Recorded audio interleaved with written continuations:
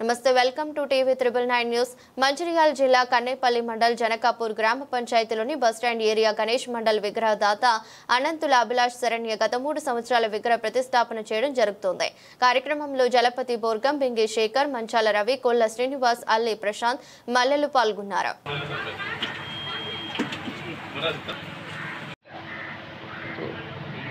जय गणेश जय जय गणेश जय जय మన అత్యదాంలో కూడా ఇట్లా ఉండాలని మా జలపతి పక్కన ఉండాలని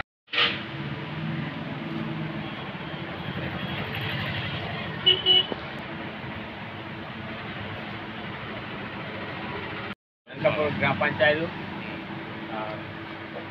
మంచిర్యాల జిల్లా జనకాపూర్ బస్ స్టాండ్ ఏరియాలో గత 20 సంవత్సరాల నుంచి వెళ్ళి పెట్టుకుంటూ వస్తున్నాం. చల్లగా మంచిగానే ఉన్నాం.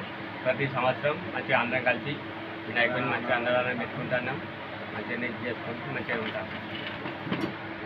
20-25 మంది ఉంటాం మేము ఇక్కడ. అందరం కలిసి మంచిగా దేవుని బట్టి వెళ్తున్నాం.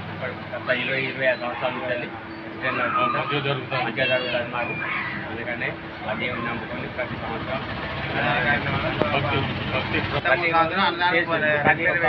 ఇట్లా ఒక కన్ఫౌండ్లా దాన్ని ఆలు చేసి ఒకసారి మొన్న పెట్టుకున్నాము.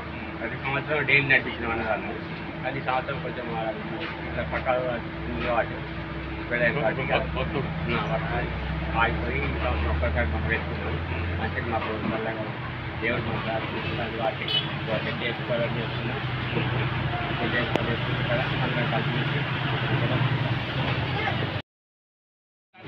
నమస్తే అండి. నా పేరు Abhilash, Janakapur bus stand area.